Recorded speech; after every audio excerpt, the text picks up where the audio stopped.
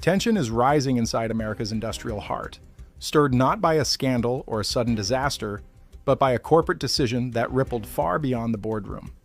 A single announcement has shifted the balance between one of the nation's most iconic manufacturers and the government that once championed it. Boeing, the emblem of American aerospace power, revealed plans to move part of its production to Mexico. What might have been a calculated business move quickly escalated into a national flashpoint. Within days, the White House answered with a punishing threat, a staggering 200% tariff on aircraft built abroad.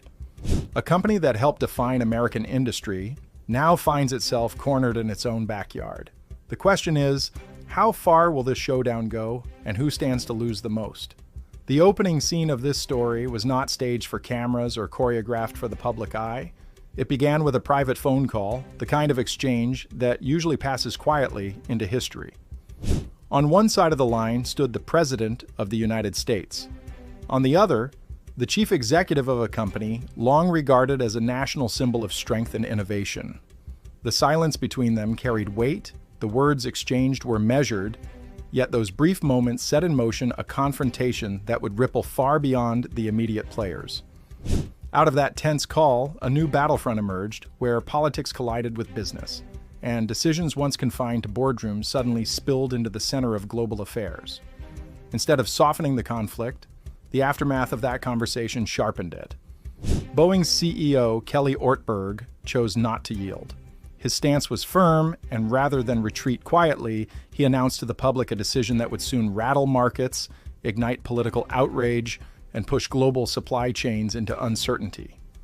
Boeing, weighed down by years of financial strain and reputational crises, had been searching for ways to cut costs and restore competitiveness. Moving part of its production line to Mexico seemed a pragmatic step, aligned with broader global manufacturing trends. Yet the timing of the decision collided with a political climate in which nationalism defined trade policy. What might have been a rational business move instantly became the center of a political storm. The White House reacted swiftly. Within days, the administration declared that any aircraft assembled outside American borders would face a punishing tariff of 200% if sold to domestic airlines. The language was blunt, the threat unmistakable. Boeing now risked losing a large portion of its home market, a market that had long been its foundation. Instead of pulling back, Ortberg chose to double down. He issued a statement that the company's course would not be dictated by shifting political moods, but by global competitiveness, long-term shareholder value, and the resilience of its supply chain.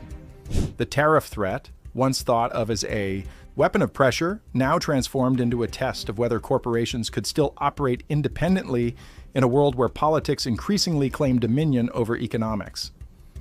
Behind the scenes, negotiations turned volatile.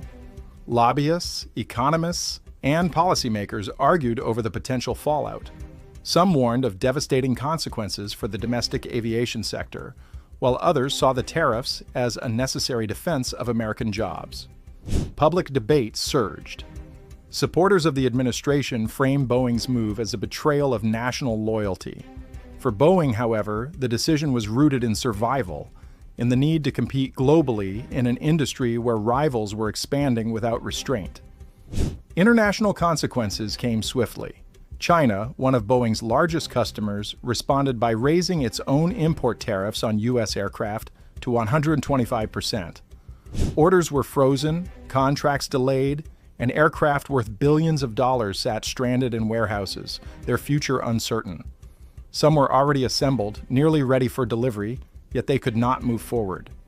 The loss extended far beyond Boeing itself.